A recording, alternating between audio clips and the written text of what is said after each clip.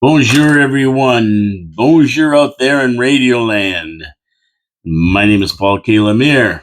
This is Habsolutely coming to you live from downtown Niagara Falls, Ontario, Canada, in the studios of 4680Q. Welcome to the show, everyone. Welcome to the show. You're going to notice today something missing over here. That's because John couldn't make it in today. He had something pressing to take care of.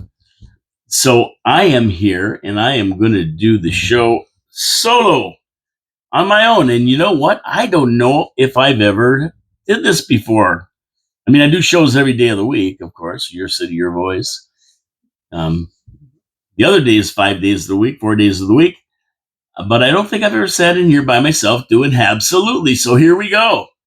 Here we go. And thank you for tuning in, everyone. Don't forget, if you're watching this, hit the subscribe button. Give us a thumbs up, thumbs down, leave some comments, because that's what this show is all about. Sharing ideas about the Habs, opinions, reviews, everything else about what the Habs. We're Habsolutely, all Habs, all show. Anyway, let's get into the show. Big show today. Lots going on. We're running to the end of the season. What do we have? We got, 61 games in or something like that? So, we only got what do we got? How many games we got in? Well, we'll talk about that later on, but we don't have that many left, and we got to make the most of them. That's the whole deal here. We have to make the most of them. So I think this week's the Habs played good. I wasn't really disappointed in any game. They weren't up to playoff style games. We saw that against Calgary, where we saw a replica of another team in the past, and we'll talk about that later, who kind of did the same thing, and they're tough games to play on the road. You got that 4-game Western swing. That's always a tough one. And of course, as we get to the end of March in the playoffs, the games tighten up. They get tougher. The players are playing tougher. There's a lot of teams trying to get in the playoffs. There's a lot of players that are trying to prove their worth to the team. Even though they might not make the playoffs, they still want to play good and show the team they deserve and they belong there in the NHL. So there's a lot of different dynamics going on. Some teams have nothing to lose. They're just going all out every game now to be spoilers. Other teams, they're already in. They don't worry about it too much. They're in the final show, and that's all it's about, right? It's about making the playoffs. And when you talk about that, you look at the Habs and say, well, if they make the playoffs, they might not go that far. You don't know. That's why we play the games. The games aren't played on paper. The games aren't played by standings. They're played on the ice. So I think that we have to look at this week. We managed to grab 50%, 3 out of 6 games, which was very important. I would have liked to grab a little bit more. But we have one more game coming up against Seattle tonight, and in that one, DOHE will be starting, of course, because it's a back-to-back. So we're hoping to grab 2 more points now, and we'll talk about the standings and who we're running against and everything else later on in the show. So John, who is in here, what would he be saying right now? John would be saying, we have to go to Habs trivia. And we're looking to Vinny Houdon over there, Vince Houdon, one of our commentators, really. He comments on every video on that, and he has a wealth of knowledge of the Montreal Canadiens, so it's great. I love doing the trivia, and he gets the answers right a lot of the times, and John does too. Whether he get this one or not, I don't know. So today's Habs trivia brought to you by Habsolutely. How about that? Okay. So let's make this an easy one. John is in here to discuss the different things here. Now, Habs have had some great coaches over the years. You think of Toe Blake and Claude Ruel, and there's been a whack of really, really good coaches for the Habs. And one of those great coaches we can never forget, and he can't be duplicated, I don't think, ever in the NHL. This guy was just too much, too good. Scotty Bowman. And Scotty Bowman, he guided the Habs to a few Stanley Cups, not to mention other teams, and also had his name engraved on the cup for management and that kind of thing.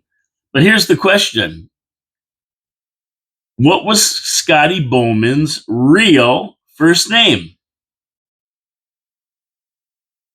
Hey, that's a good one, huh? Do you know it out there, Vinny? Do you know the answer to that one? We all know Scotty Bowman. We know how great of a coach he was. We know what he did when he was with the Montreal Canadiens in the 70s. But do you know what his real name was? Number one, I'll give you four choices. Number one, William. Number two, Ralph. Number three, Benjamin. Number four, Scott. So there's your choices. What was Scotty Bowman's real name? You got it? You don't look it up. Come on. No using Google. Use the noodle. Do you remember? For those of you like Drew Deeks, he may not remember his real name, or not even maybe have known it. And to be honest with you, I wasn't sure of it. I took a guess. Okay, let's go again. What was Scotty Bowman's real name? One, William. Two, Ralph. Three, Benjamin. And four, Scott. Okay. What can we say about Scotty Bowman that hasn't already been said? His real name? William. William Scott Bowman. That was his name. So number four, Scott, that pick there, you were close. That's the second name. But his name was William Scott Bowman, and he's unbelievable as a coach. We all loved him dearly. And Scotty Bowman, when you saw him behind that Habs bench, you just had confidence that that team was going somewhere. He was going somewhere. He knew how to coach, and it was just going to be all good for the Habs. Now he holds the NHL record for the most wins in history, 1,244, with 14 Stanley Cups, also an NHL record. He won 5 of them with the Habs in 73, 76, 77, 78, 79. Those were the glory days of Guy Lafleur, Ken Dryden, and Serge Savard, and the rest of the Habs, Carbonneau, Schutt, the whole gang. We had the Lafleur, we had the best guys. And they proved it. 4 years in a row winning the Stanley Cup, 1 year having the least losses, 8 losses for the whole season. Didn't lose at home for the whole season. It was just a remarkable team. Arguably the best team ever in the NHL. I think that was 76-77 team that did all that. Now, he also won a cup with the Pens, Pittsburgh Penguins in 1992, and 3 cups with the Detroit Red Wings, 1997, 98, and 2002. Really, and I have to laugh at this because the only team he really had no success with was the Buffalo Sabres. But then again, who has? Nobody has. And I will say that Scotty Bowman, these teams that he had were just second to none. I mean, you had the best Habs team in the 70s ever. You had the Pittsburgh Penguins of the 90s, who were unbelievable with Crosby and everybody. Mario Lemieux and that whole gang. Is Crosby in there yet? Yeah, maybe not. Maybe Crosby didn't come till he's been in the league, what? Crosby, 18 years maybe? Something like that. 18, yeah, maybe 15, 18 years. Even 20 years. That wouldn't have put him in 92. That was all Lemieux and all those guys. I think Francis, Lemieux, there's a bunch of them. And then with the Red Wings, 97, 98, 2002, I mean, the Red Wings were the dominant team in the NHL. They took 200th place picks and turned them into Hockey Hall of Famers. They were unbelievable.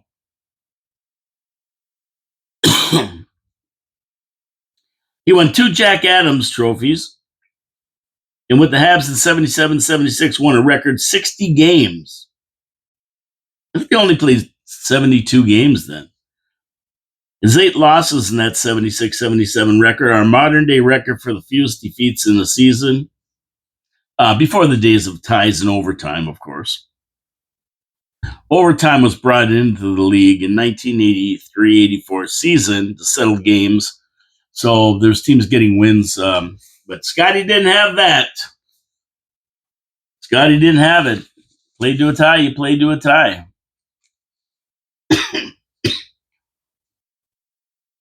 Now, Scotty never played professional hockey. He played junior league hockey with the Montreal Junior Canadiens until a fractured skull resulting from continued intentional slashes by Jean-Guy Talbot. You remember him? He was on the Habs. During the 1951 playoffs, ended his long-term hockey aspirations. He started coaching in 1956 as an assistant to head coach Sam Pollock. And you remember him, one of the greatest managers ever. This guy scored more good players for the Habs than anybody ever. It was unbelievable. He set them up. He actually was the guy who set them up for the success of the 70s. And he started off with the Ottawa Hull Canadians in the Quebec Junior Hockey League. Soon after, he moved to a Habs fans farm team in the Peterborough Petes in the OHA. He moved to the NHL when he joined the expansion St. Louis Blues. And, I'll never forget the St. Louis Blues when they came into the league, when the expansion happened, 67-68, I believe, just after the Leafs won the Cup. And St. Louis got a lot of good players, a lot from Montreal, actually. And they had Red Berenson and the Plager brothers and all these guys right there. They had the best of the West, they really were. And in those days, at the Stanley Cup final, it would be the Eastern teams versus the Western teams. And Scotty Bowman had the best team with St. Louis Blues in those days. And they made it to the finals, the Stanley Cup finals, the first 3 years they were in the league. And, it was St. Louis being the dominant force over there, and then they ended up playing the Habs and everybody else. Bowman was coach and GM for other teams after his Habs stint, including Buffalo, Pittsburgh, and Detroit. Winning cups with the Pens and the Wings, he decided to retire in 2002 and went out a winner after Detroit won the Stanley Cup that year. And he even donned a pair of skates and got on the ice to take a lap around the ice with the boys to celebrate that win. I could do a whole show on Scotty Bowman. Let's face it, this guy, the list is from here to Toronto of his accomplishments in the NHL. He had an illustrious career in the NHL, and so many records, including being the only coach to win Stanley Cups with 3 different teams. He was named to the Hockey Hall of Fame in 1991 as a builder. He's still alive, Scotty. He's going to turn 92 this September, God willing. An amazing hockey legend that any NHL fan, and especially us Habs fans, can never forget. And yeah, he brought a lot of joy to Habs fans in those 70s, man. It was unbelievable. Little did we know that was probably the last decade we were going to dominate.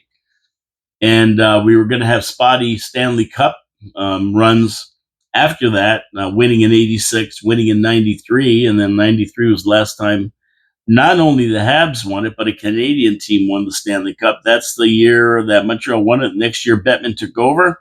And we haven't seen a cup since in Canada. But Scotty gave us so many great times, so many great memories, watching these players. Sam Pollock set it all up. Scotty took care of it. It's legendary. That team was legendary, considered the best team ever in the NHL, probably that 76-77 team. And guess what? His first name is William. And, I don't know if I would have got it right. I was thinking it was Ralph. Ralph Scotty Bowman. So there you go. Vinny, did you get it? I don't know if Vinny got it or not, but that was a tough one. I wonder if John would have got it. I think he would have. John's way more in tune with the Habs than I am. I mean, I watch every game. I stayed up till 1 o'clock in the morning. Yes, I did, and watched the Habs game. I managed to get 4 hours sleep. I'm up at 5 in the morning, but I don't care. It was worth watching that game. That was a good game last night, and so important to the Habs. How about some video comments? Let's move. John, what do you think? Okay, we're going to move to video comments. I'm used to looking over this way and seeing somebody there, right? So, some video comments. Let's go through some video comments. At Habs for Life 41. Great show, guys. Can't wait for the game out here in Vancouver. I hope Montreal trades for a second line center by the time you have your next episode. Well, Habs for Life 41, you must be pretty happy today as we treated the Knuckleheads to a 4-2 loss. Hughes didn't make any moves. I think his big move was to sign Evans on a fantastic contract to stick around for a few years. I love it. I think he's just going to do a HODL, hold on for dear life, and see where this lineup can take us for the balance of the season. And we have a legit shot to make the final wild card spot. And how far we're going to go, who knows? Who knows? But me personally, when I look at this, I really don't. Well, I do care. I mean, I want us to win the Stanley Cup. Let's face it. I want us to go deep in the playoffs like we did in 2022. But at the end of the day, I just don't think we have that kind of a team that's good enough yet. We're getting there. We're getting there. We see the flashes of brilliance. But I think that we probably aren't going to go really, really far in the playoffs if we do make it. But I don't care about that. See, the important thing to me is that the guys get a little bit of NHL playoff experience. That's what I want to see. And right now, they got a taste of NHL playoff experience against Calgary. And we'll talk about that. So, yeah, I think he's just going to hold on. He's got lots of prospects ready to come up. We've got, possibly Demidov coming up. Now, I saw Hage is going to spend another year in NCAA, so he won't be up next year. But we have Reinbacher, could be ready to go. We have Demidov coming over. We have Logan Mailloux, Owen Beck, Joshua Wawa. Wawa was up last night. So, I mean, we have players, Harvey Pinard. We have players that can fill in. So it's going to be exciting after we get through this season to see what comes up next year. At Vince Houdon. I had no answer to the Bunny LaRock question, so you guys stumped me. I do enjoy all the player trivia you give out on the trivia answers. So I did learn a few things about Bunny that I didn't know.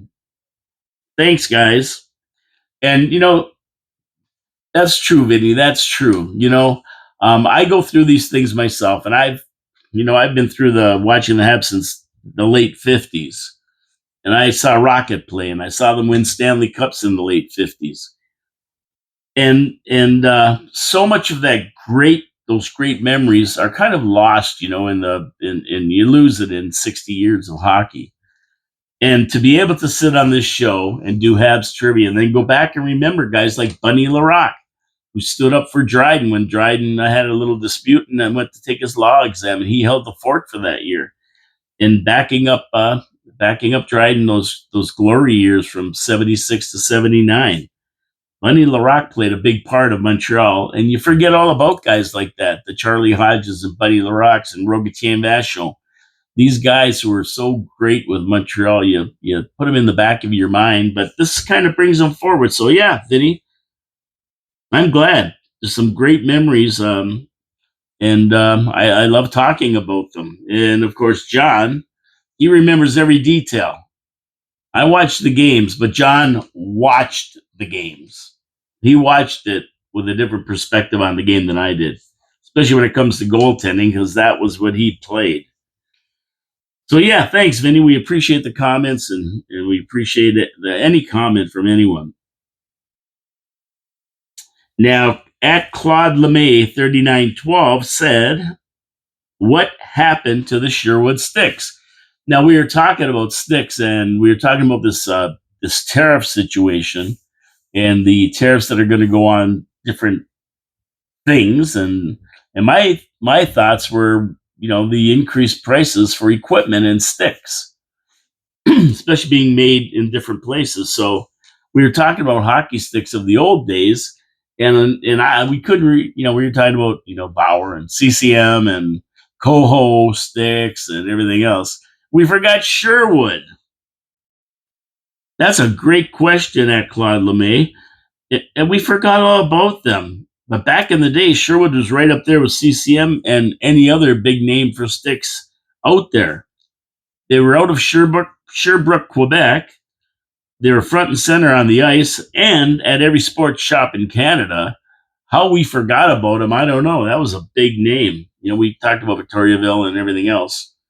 But yeah, Sherwood. And believe it or not, they're still around.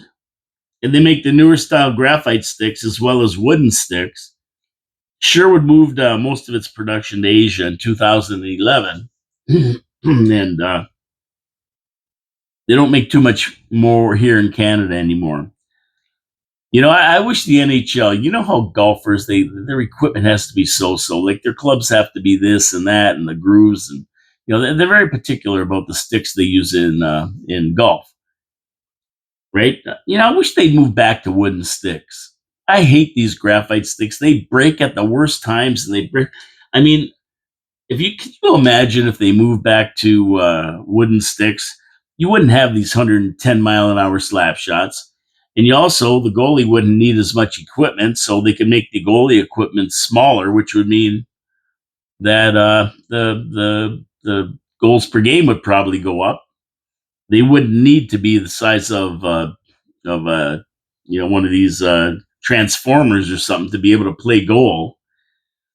It would make them a lot quicker and probably give them more longevity. That going up and down with all that equipment on is tough on them. And you wouldn't have as many injuries neither. You see a lot of injuries, guys taking slap shots from the point, and they go down, and they're going down because the shot's so hard, it's breaking their ankles, breaking their skates, and then the sticks break at the worst times.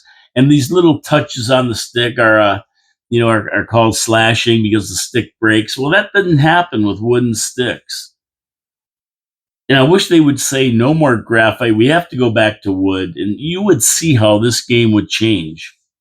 And it may just change for the better because there would have to be more skill involved in the game. You're not going to get those booming slap shots or wrist shots that you see now, and players aren't going to get hurt. You're going to have a lot more players playing, the better players playing all the time. Blocking shots won't be such a big issue, even though the players are bigger and stronger now, of course. But still, with wooden sticks, it would really, really change the game, I think. I don't know if they'll ever do that. Just my suggestion. I've been saying this for a long time. So I don't know. I wonder what John thinks of that. Anyway, I think it's a great idea. Straighten out the game. But anyway, yes, Claude LeMay at Claude LeMay, 1912 or 3912. Sherwood still does make sticks, and we forgot about them. Our apologies to Sherwood. They were a big name when we were younger, and we just forgot about them. Okay, over to the games. So our first game was against the Oilers. On the road, we lost it 3-2 in overtime. But I thought the Habs played a great game. And I thought it would come down to goaltending. I mean, that's what I said before the game. It's going to come down to goaltending. Sammy was up to the task, but the Habs just couldn't hold on for the shootout. And, we're playing a team on the road that is touted as being the next Stanley Cup winners. They're one of the favorites to win the Stanley Cup this year, the Oilers. So here we are in a road game situation, and we come out of it with a tie, pick up a point, and we could have grabbed a point in overtime. We just were 6 seconds short, maybe, of getting to the shootout. But it was an important point on the road. Cole Caulfield had his 31st, and Armia did the honors for the Habs. Sammy turned in a 9:06. Just not good enough for the win, as well as Oilers managed to score the overtime goal with 6 seconds left in the overtime period. A heartbreaker. We had our chances, just couldn't put it away. A big point on the road. This Wolf guy, I think his name was Wolf. Was that Wolf? Or no, Wolf was Calgary. Who's in the net for Oilers? I don't know. Skinner? Maybe, I don't know. I can't remember. A big point on the road against a team that is considered to be a favorite to win the Stanley Cup this year. I'm happy. If we can go on the road and grab a point from a premier team, you got to be happy. And we are 6 seconds away from going to a shootout and maybe grabbing an extra point. Still, the Habs played a great game. I was very happy after that game. I don't ever discount getting a point on the road against a premium team. So a couple nights later, we go to the Flames. Again on the road. We got this 4-game on the road trip going on here. And we lost 1-0. And this had to be my most boring game of the year. It took a page right out of the Jacques Lemaire New Jersey Devil playbook. Remember when Jacques Lemaire was coaching the New Jersey Devils? They would get one goal, and then they defend. They throw in a neutral zone trap, one guy up, 4 back. They wouldn't let you through the neutral zone, and they had guys like Scott Stevens and Niedermeyer on the point, just making sure you didn't get close to the goalie. And if you, by some accident, got through these guys, guess who was waiting in net? The one and only Martin Brodeur. So they just sat on it. Once they scored a goal, if they got 2, forget about it. If they got 1, you might get lucky. But they just sat on it and protected it with that neutral zone trap. And that was it. I mean, we had a lot of good chances in that game, but we couldn't beat Wolf, the Flames rookie sensation guarding the goal for Calgary. It was like Laine against Wolf, Laine Hudson against Wolf. Oh, man. Anderson. I have never seen a player get so many opportunities to put a puck in the net and just can't finish the deal. I don't know why. It's not that he doesn't try, but it's so frustrating, especially when we're down 1-0. We need 1 goal to put it away. And there's Anderson with probably five spectacular chances, and he can't close the deal. It frustrates you to no end. Well, it frustrates me to no end. Maybe you have more patience with him than I do. And you can say he plays a great game and he's skating. He's always trying. He's in the play, blah, blah, blah. He bangs around. He does but you know what? We need scoring from those bottom 2 lines. And I don't care how good you play or what you do or anything else. The game isn't about playing good. It's about putting the puck in the net. And if you can't do that, you don't win games. And Anderson, I'm done with him. I like the guy. Don't get me wrong, but we need more from him on those bottom lines. He gets lots of ice time. It's not like he don't get the ice time. He's got hands of stone. Stone hands. You heard a slow hand? Well, he's stone hand. And the game itself would knock you out with boredom. It was just brutal.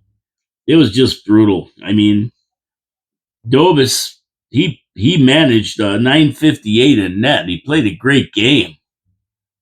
It's unfortunate our guns were silent. I mean, we just couldn't put a puck in the net behind this Wolf character. And that's that.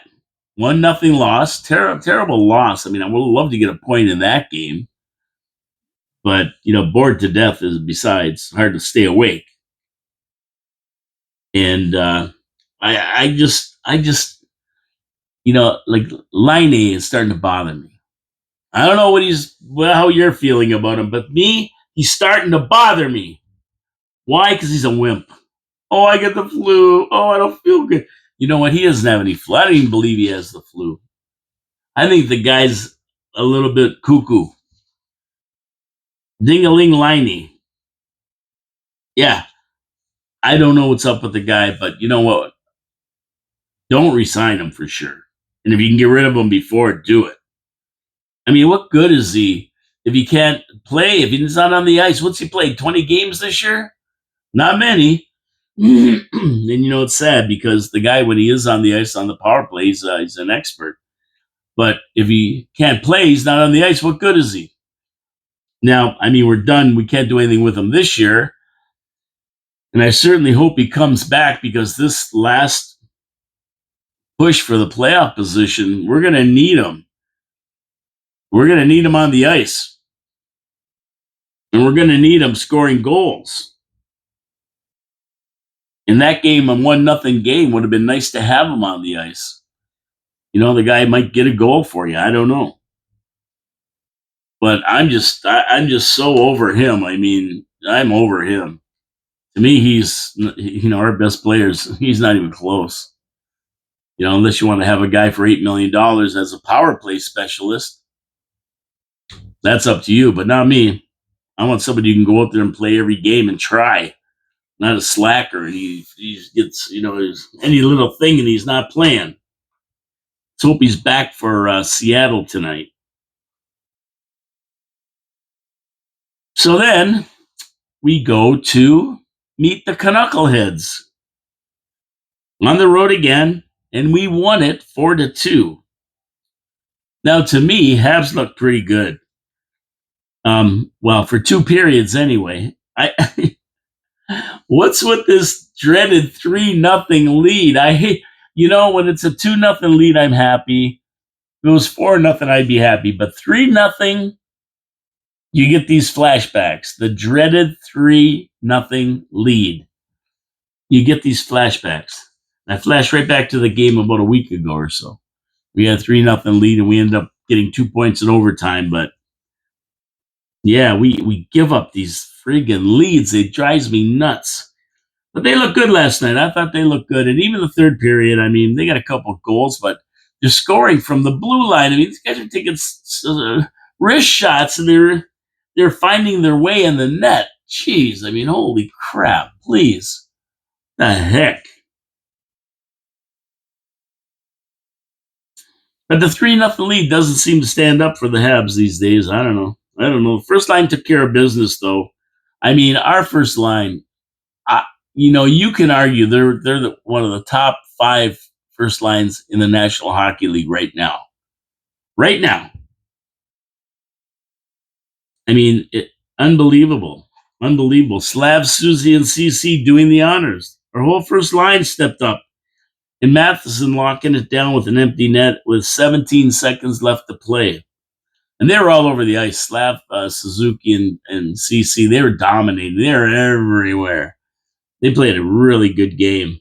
Really good game. And they gave us a really big win. I mean, we have to come out. You know, John and I said last week, we want to come out of here. The numbers we'll go over after, but I wanted them to come out of here with 6 of 8 points. Can't do that now. We certainly can beat Seattle tonight and get 5 out of 8 points, which is good enough. That's where we got to be.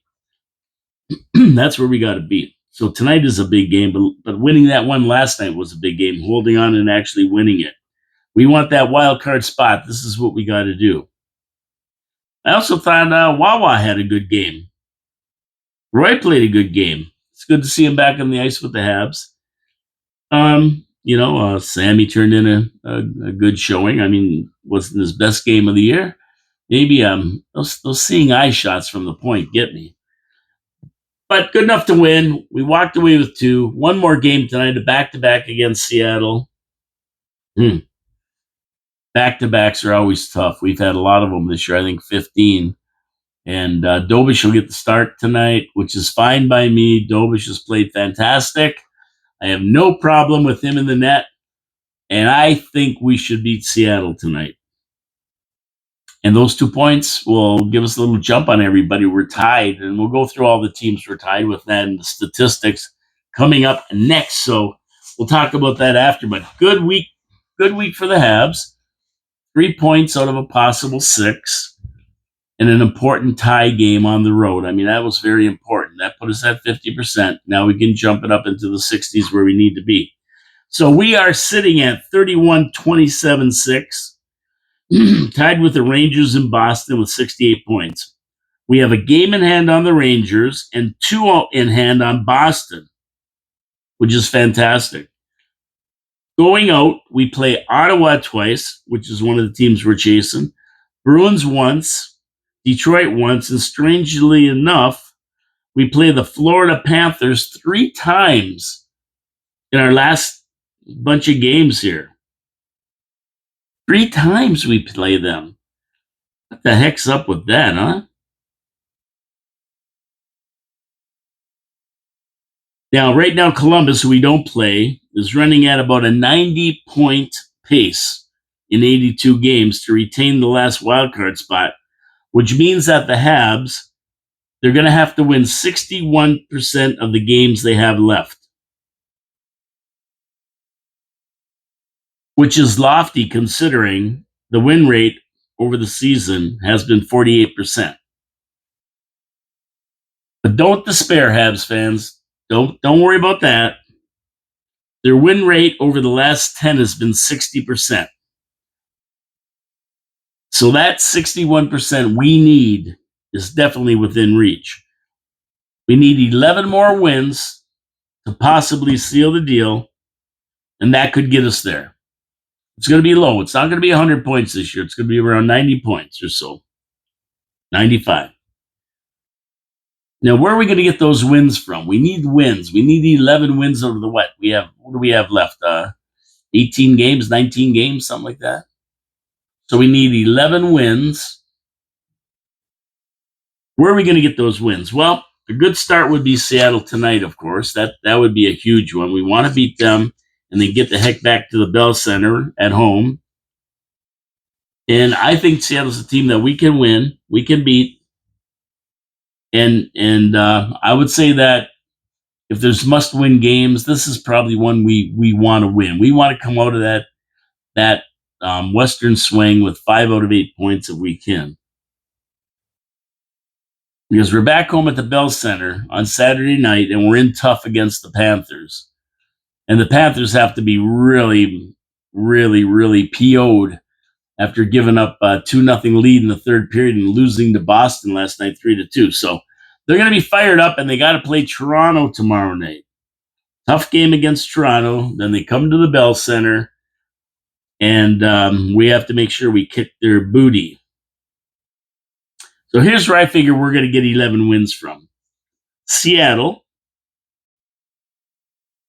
Ottawa, which is a must-win, Islanders, Philly, Carolina, who we beat before this year, Boston, which is a must-win situation, Philly, Detroit, which is a must-win situation, another one with Ottawa, which is a must-win, Chicago, and Carolina.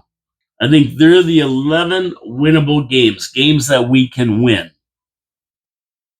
Of course, the other 7 games, of 18 games left, come into play, and we could well win any of those games, which would just be a bonus for us. But the must-wins, they're the 4-point games. They're against people in our division, the guys that we need to win. They're 4-point games. They're ahead of us or even with us or just a touch behind us. So we want to win those games. And it's possible to jump Columbus or Ottawa for one of the final 2 wildcard spots. We're 5 points behind Ottawa, and we play them twice. That's why they're must-win games. Laine coming back would be a big help. If he comes back and he can put a few pucks in the net, that's going to be big for us. He says he has the flu, so he can't. How long can you be off with the flu? Been off a week now. So if the reports are honest with us, he does have the flu. We don't know, right? They're saying that.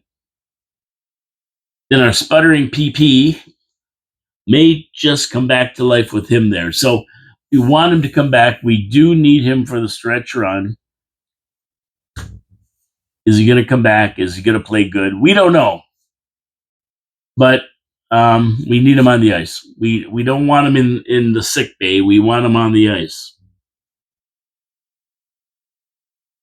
You know, you think about the 11 games, right?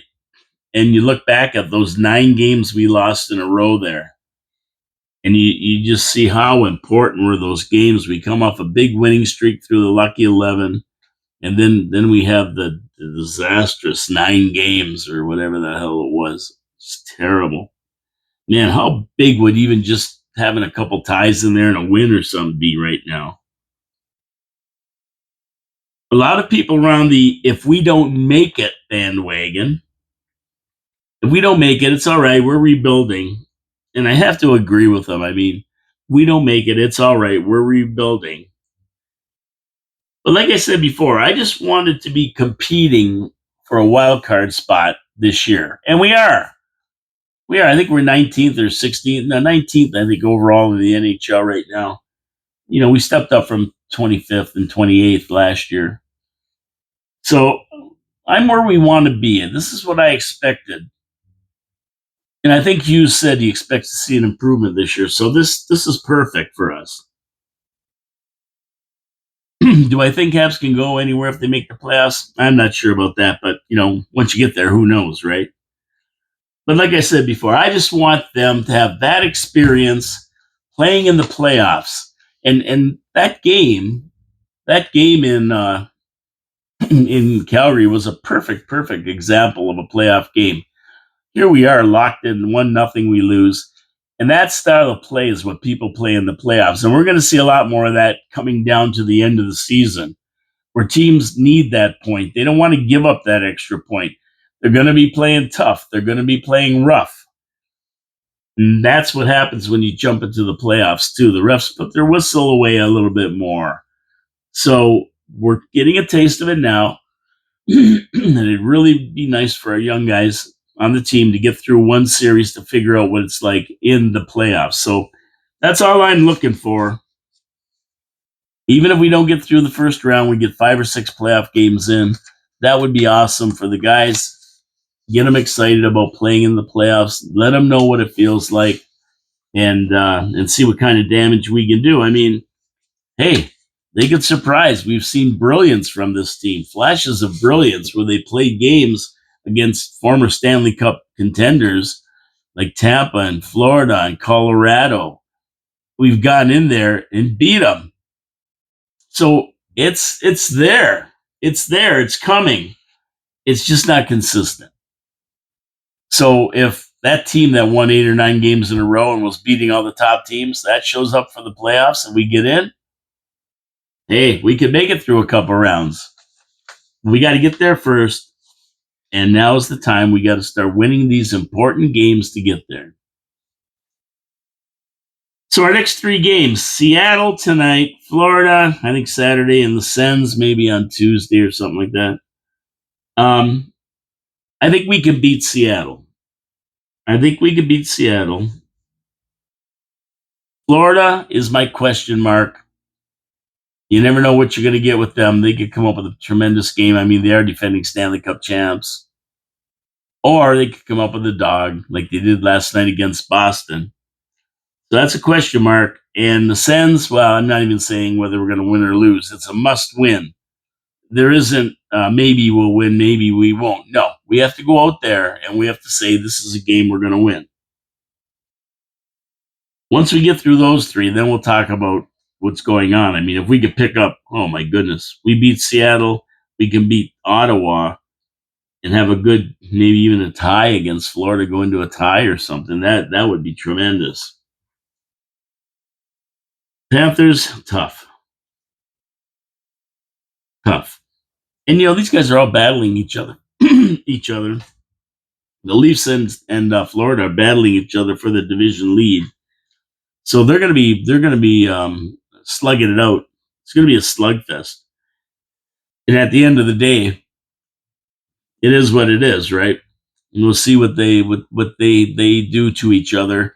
And Florida might come away on the road playing a tough game against the Leafs. They may come into the Bell Center a little bit tired. I mean, if the guys could take their guys out Friday night in downtown Montreal, it might help the situation. But they do get a day's rest, and we get like 3 days rest because our guys finish tonight. We're going to fly home, and then we're going to be sitting around with our family and that, relaxing and getting ready for Saturday's game. So that'll be good. That'll be good. we'll see what happens. Hope for the best. But like everybody says, we're in a rebuilding mode, so we don't do as well as we thought. Don't get upset. Don't get mad. We got to win about 11. Going through that, if we can beat the Seattle tonight, which is a team we should beat, and we can beat the Ottawa, that'll bode well for the Habs. That'll bode well for the Habs. We have one more time to play Ottawa too. So as we wind down the show here, we're going to talk about the Troisième Étoile de la semaine dernière. But before that, I got to give you an interesting factoid. I got a factoid here. See, I got a little sheet with a factoid I wrote down. Most road goals by a Canadian in the first 30 games of a season.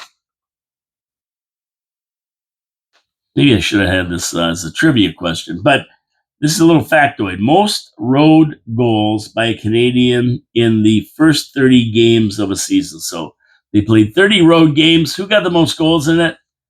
First guy is Guy Lafleur with 25 in 1976-77. Yeah, they won almost every game that year. It makes sense he would get the most goals. But guess who's second? That's right. Little CC, Cole Caulfield, 21 goals this year. So, yeah, he's right there. He's in second behind Caulfield. Maurice Richard has 20. In 1944, he did that. And Jean Bello had 20 in 1968. So, Caulfield's right up there. He's right up there. Little factoid. First 30 road games of any season, Lafleur had 25. Caulfield's got 21. Now, how about that? How about that?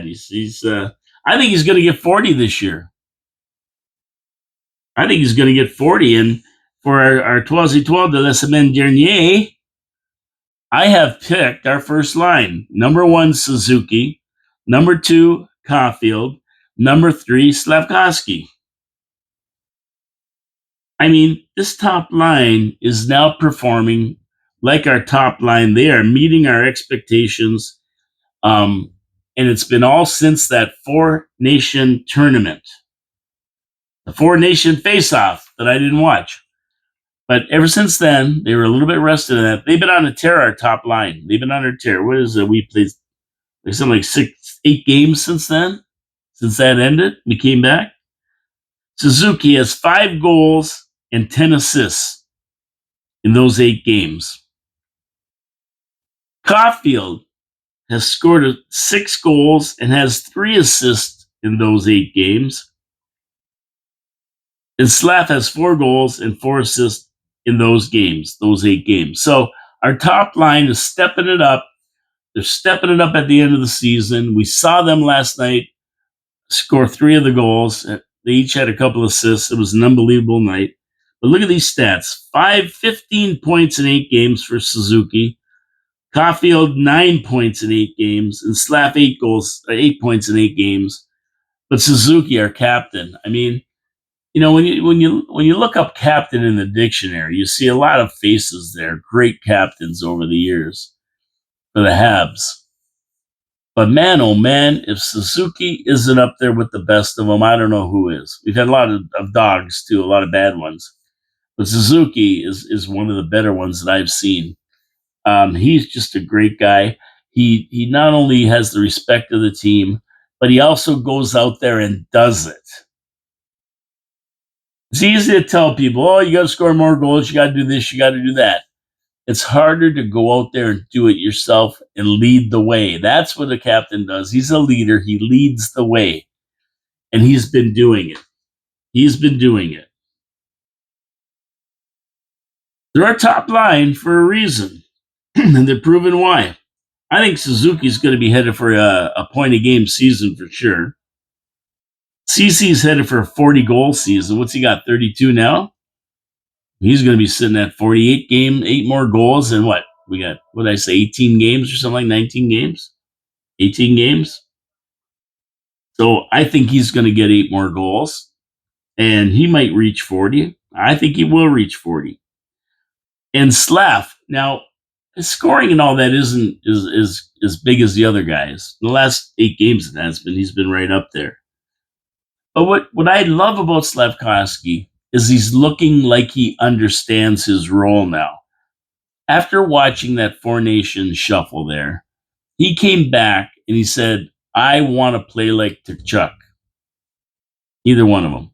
That's the kind of game I want to play. A hard hitting game. And that's what he said. He's been doing it ever since. And now he looks like, hey, I found it. This is the game I have to play to contribute to this team. And he's doing it. I mean, man, oh man, the guy's 20 years old. Can you imagine when he hits the ice next year after a year of this and then making this huge revelation, this finding this discovery, he discovered his game? Man, oh man, this guy's going to be one of our best players. He's going to be unbelievable. His ceiling, I don't even know where it is. We haven't seen anything yet. 20-year-old. And that line to be performing is great. So I think we've got it all figured out here. We've got our top line. They're doing what our top line's supposed to do. Winning games for us like last night. We're getting solid goaltending. And we're like 2 points away from a wild card. It bodes well for us to do it.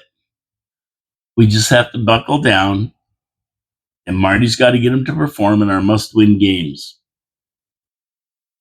Now, could this line, our first line, be considered the top line in the NHL, the top first line in the NHL? I don't know if I go that far.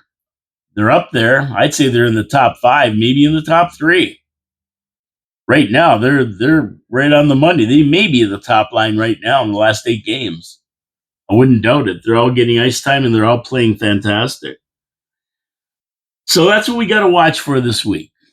This week is going to be all about must-win games, like the one we're playing against the Senators, must win. Games that we should win, we want to win.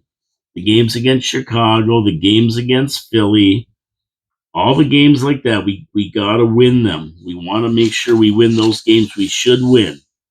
We're there. We have the ability. We should be able to win them. But watch those must-win games. And, if we go on a little bit of a losing streak here at this time of the year, it's very, very hard to catch up. Very hard to catch up. I think the Islanders, Philly, Chicago, they're probably teams that we should win and we have to win. Carolina, we played twice. They're tough. But, oh, man, if we could get a split out of them, that'd be nice. If we get beat Florida even one game out of the 3 and then do these must wins against Ottawa, Detroit, Boston.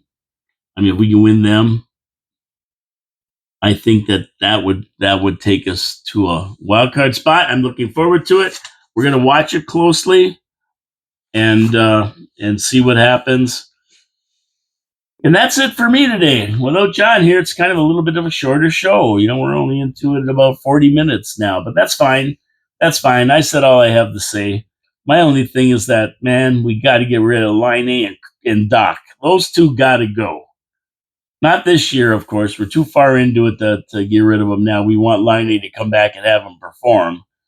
But man, oh man, we need players on the ice that are going to play.